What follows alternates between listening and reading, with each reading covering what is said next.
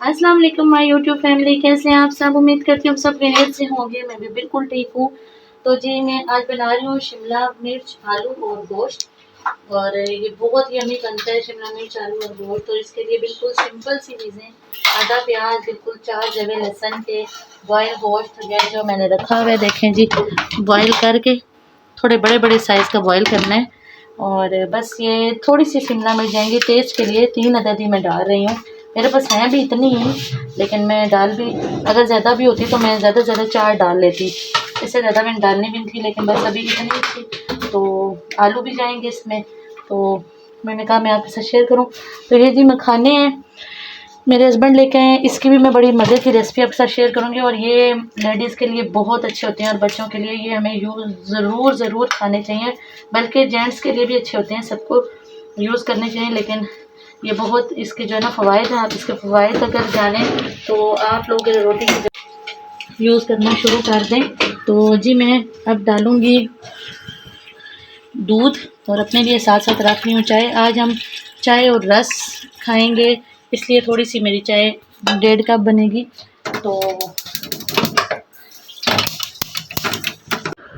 तो जी बस मैंने शिमला मिर्च और आलू और गोश्त बना लिया था सिंपल तरीके से। और ये मैंने मखाने भी बना लिए थे।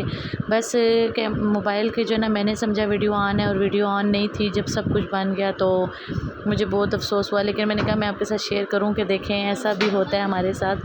तो बस जी उसके बाद भूख लगी हुई थी बहुत सख्त, तो बच्चों ने कहा मुझे हमें ब्राउनीज़ बना के दें। तो मैंने जो है ब्राउनीज़ बनाने के लिए दोबारा काउंटर वगैरह क्लियर किया। और सिंपल मसाला भूनने के बाद मैं अभी शिमला मिर्च की बात कर रही हूँ, उसमें आप प्याज और टमाटर का, उसमें लहसुन नहीं जाएगा मसाला भूनने के बाद, क्योंकि लहसुन और अदरक हमने यखनी में डाला था गोश्त बॉयल करते हुए। अब वो टमाटर और मसाला भूनने के बाद उसमें आप आलू डालेंगे, आलू के साथ ही आप गोश्त भी डाल देंगे और यखनी भी। वो पक के थोड़ा सूखेगा तो बस लास्ट पे आपने सिर्फ 2 मिनट के लिए शिमला मिर्च डालनी है और उसको भून देना है। ऊपर थोड़ा सा ज़ीरा या ज़ीरा पाउडर डालना है, बिल्कुल जो है ना जो रेडीमेड मिलता है ज़ीरा पाउडर, या फिर आपने ज़ीरा को भून के उसका पाउडर डालना है। तो जी मैं अब आ गई थी ब्राउनीज़ की तरफ। उसका तो मुझे बहुत दुख हुआ था, लेकिन चलें अब ये मैं आपको बताती हूँ कि मैं ये 2 चम्मच मैंने देसी घी डाला, उसमें 2 अदद अंडे जो कि मैंने पहले से घंटा पहले बाहर निकाल के रखे थे वो डाल दिए। और इसमें जी 4 से 5 टेबल स्पून शुगर जाएगी। और ये रेसिपी मैं बहुत बार बता चुकी हूँ, लेकिन फिर आने वाले जो नए हैं उनके लिए दोबारा अगेन बता रही हूँ। और इसमें बेकिंग पाउडर नहीं जाता, इसमें सोडा जाता है और बहुत कम जाता है। और ये एक डायरेक्शन में ही हिलाई जाती है, इसलिए एक डायरेक्शन में हिलाई जाती है कि इसमें ना एयर पैदा हो। और जब वो एयर इसके अंदर बन जाती है तो ये ख़ुद ही फूलता है उस एयर की वजह से। तो बेटी मेरी किचन में आ गई थी, मुझे ढूंढ के दे रही थी। इसमें 1 से 2 पिंच मैंने सॉल्ट डाला था। और इसमें जो है ना, अभी मैं बेटी से कह रही थी कि वो पतीला निकाल दो और चूल्हे पे रख दो ताकि वो गर्म हो जाए, क्योंकि जैसे ही आप केक शुरू करें साथ ही आप पतीला रख दें, उसके अंदर स्टैंड भी रख दें, जो कि बेहद ज़रूरी है। पहले से ही साथ रखा हो, वो पहले से ही साथ रखना चाहिए, क्योंकि फिर वो जितना प्री हीट हुआ होगा उतना ही आपका केक अच्छा बनेगा। तो ये चीज़ें मैं पहले चम्मच से मिक्स कर रही थी, फिर मैं इसमें जो है ना बीटर चलाऊँगी और हैंड बीटर ही मैं यूज़ करूँगी इसमें भी। और आप विस्क भी यूज़ कर सकते हैं जिनके पास बीटर वगैरह नहीं है। तो बस जी इसमें सिंपल है। ऑयल भी मैंने डाला 1 चम्मच और 2 चम्मच देसी घी और 5 टेबल स्पून शुगर। और ये मैंने 5 टेबल स्पून इसलिए क्या, ये हाफ़ कप बनता है। जो हम टेबल स्पून जो होती है ना टेबल वाली, वो यूज़ करते हैं चावल खाने के लिए, ये वो 5 से हाफ़ कप बनता है। तो मैंने कहा ये भी आपको मेजरिंग बता दूं। और साल्ट भी इसमें चला गया। और अब इसको हम अच्छे से बीट करेंगे। मेरी बेटी मुझे बीटर दे रही है, और बीट करने के बाद फिर मैं इसको जो है ना इसमें डालूँगी मैदा। वो मैदे का बॉक्स मैंने पास रखा हुआ है और इसमें मैदा जाएगा। ये जी मैंने मोल्ड निकाला और ये धो के खुला ही रखा हुआ था। अब इसको मैं इसके बीच में एडजस्ट करूँगी, और एडजस्ट करने के बाद इसको मैं ग्रीस करके इसके अंदर पेपर काट के लगा के, और इसको मैं एक साइड पे पहले से रेडी करके रख लूँगी। एक तो अपने प्री हीट होने के लिए देच का चूल्हे पे टाइम से रख देना है, और उसके बाद आपने पहले ही मोल्ड को भी लगा दें आप बटर पेपर भी। और अगर बटर पेपर नहीं भी है तो आप ऐसे भी ग्रीस कर दें, तो ये खुलने वाला है, इससे आराम से निकल जाता है। नहीं भी खुलने वाला हो तो आप हल्की सी नाइफ़ घुमाएंगे साइडों पे तो निकल आएगा केक, कोई घबराने की बात नहीं है। और अभी जी ये देखें मैं इसमें हल्का सा ऑयल लगा के इसको ग्रीस कर रही हूँ, सही साइडों से भी कर दूँगी और अंदर से भी, और फिर इसके ऊपर मैं पेपर भी लगाऊँगी।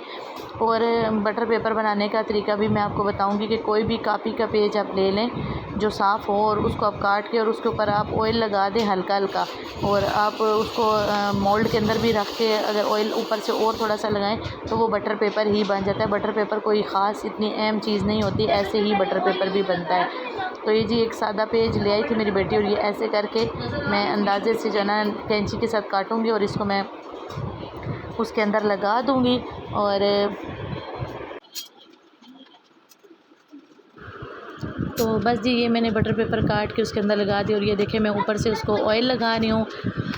ऑयल लगाने के बाद जी बस फिर जल्दी से अपने केक की तरफ आना है, इसको बस बीट करना है, और तकरीबन 6 से 7 मिनट तक इसको बीट आपने करना है। थोड़ा सा स्टोव को मैंने आगे किया है क्योंकि पीछे ऊपर अब देखें मैंने लकड़ी के वो स्टैंड भी लगाया हुआ है चम्मच वाला, और गैस का पाइप भी जा रहा है। तो बस ये जी अच्छी तरह इसको हिलाते मैं इसको बीट कर रही हूँ। और जब ये बिल्कुल फ्लफ़ी सा हो जाएगा, शुगर इसमें मैंने बिल्कुल भी पाउडर शुगर नहीं डाली, मैंने इसमें बिल्कुल दानेदार लोकल जो आम रेगुलर शुगर होती है उसी तरह ही मैंने डाल दी है। इसलिए इसको थोड़ा ज़्यादा बीट करना पड़ेगा, अगर तो वो पाउडर शुगर होती तो फिर कम करना पड़ता, लेकिन इसको बीट 6-7 मिनट करना पड़ता है। बीट करने के बाद जी मैं अपनी बेटी से मांग रही थी कि मुझे मीठा सोडा दे दो, क्योंकि मीठा सोडा और कोको पाउडर और मैदा ये तो अगट्ठे जाएंगे इसके अंदर। और फिर उसके बाद ये जो है ना फिर मैं स्पैचुलर से इसको फ़ोल्ड करूँगी, और फिर मैं साथ साथ काउंटर भी क्लीन करती जाऊँगी, क्योंकि काउंटर पे काफ़ी मैस हो गए। मैस का मतलब कि चीज़ें बिखर जाती हैं, फिर मुझसे काम नहीं करने होता। और आज जी हमारे अवन का जो स्विच है वो जल गया था, तो ये जो एक तार आपको अवन के ऊपर नज़र आ रही है, हमने बोर्ड लगाया हुआ है क्योंकि अवन तो यहाँ ही यूज़ होता है। तो फिर अभी तो कुछ नहीं हो सकता था, लेकिन रात में ही 3-4 घंटे ही हमें तार वगैरह लगानी पड़ी। फिर उसके बाद शुक्र अल्हम्दुलिल्लाह हमारा बोर्ड ठीक हो गया था, क्योंकि आजकल अवन के बगैर गुजारा नहीं है। अब मैंने जी इसमें 1 कप मैदा और कोको पाउडर डाल दिया है, 1.5 टीस्पून भर के, टेबल स्पून कोको पाउडर था और 1 कप पूरा मैदा था, वो मैंने डाल के। तो ये देखें मैं एक ही डायरेक्शन में इसको एक ही तरफ हिला रही हूँ। अब जी ये मुझे थोड़ा सा बैटर गाढ़ा लग रहा था, तो मैंने इसमें 2 टेबलस्पून दूध डाला है। ऑलपर्स का दूध ही पड़ा हुआ था मेरे पास, तो मैंने वही पैकेट खोल के तो इसमें 2 टेबलस्पून दूध डाल दिया है, और फिर मैं इसको हल्के हाथों से ही फ़ोल्ड करती जा रही थी। तो जी इस स्टेज पे मेरे पास से मीठा सोडा ख़त्म हो गया था, क्योंकि मीठा सोडा उस दिन हमारे सिंक की जो नालियाँ वगैरह हैं वो बंद हो गई थी, तो मीठा सोडा और सिरका मैंने वहाँ पे डाला था काफ़ी ज़्यादा, तो वो भी खुल गई थी, तो वो ख़त्म हो गया था। तो अभी जी बेटी गई हुई थी मीठा सोडा लेने के लिए, और मेरी फ्रेंड से ही लेने गई थी, क्योंकि फ्रेंड्स से हम लोग एक दूसरे से चीज़ एक्सचेंज करते रहते हैं। और क्योंकि अभी हस्बैंड नहीं है तो वो ही रात को लाएंगे चीज़ें, क्योंकि यहाँ पे शॉप्स वगैरह करीब नहीं है, दूर हैं शॉप्स, तो बच्चों को दूर मैं कहीं पे भी नहीं भेजती, करीब भी हों तो मैं बच्चों को नहीं भेजती। तो बस जी जब तक मैं हल्के हाथों से इसको मिक्स कर रही थी और वेट कर रही थी अपनी बेटी के आने का, और फाइनली जी वो आ गई थी। मेरे ख्याल से वो ले आई थी, मुझे सही तरह याद नहीं है इस वक्त कि वो ले आई थी कि नहीं ले आई थी, लेकिन मैंने अपनी फ्रेंड से ही मंगवाया था। और फिर मैंने जी थोड़ी सी चीज़ों को समेट लिया था, और वो मेरी मुसलसल हेल्प कर रही थी कि मम्मा आप इतना पहले आपने शिमला मिर्च और वो बनाया, गोश्त बनाया, फिर उसके बाद आपने किचन वगैरह क्लीन किया, फिर अब आप केक बना रही हैं। तो काफ़ी सारा मेरा काम हो गया था, और बीच में जो मेरी वीडियो नहीं बनी थी ना, उसकी वजह से मैं बहुत डिसहार्ट हुई हूँ। कभी कभी ऐसा भी होता है, बड़े बड़े शहरों में ऐसी छोटी छोटी बातें होती रहती हैं। तो खैर फिर जी मैं अपनी चीज़ें समेटने लगी। मैंने कहा जब तक हमारा मीठा सोडा आता है तब तक मैं सारा किचन में जो मैस हो गया वो सारा साफ़ कर लूँ। और किचन का मैस साफ़ करना काफ़ी मुश्किल टास्क होता है, समझ ही नहीं आती कौन सी चीज़ कहाँ से ली थी और कौन सी चीज़ नहीं ली थी।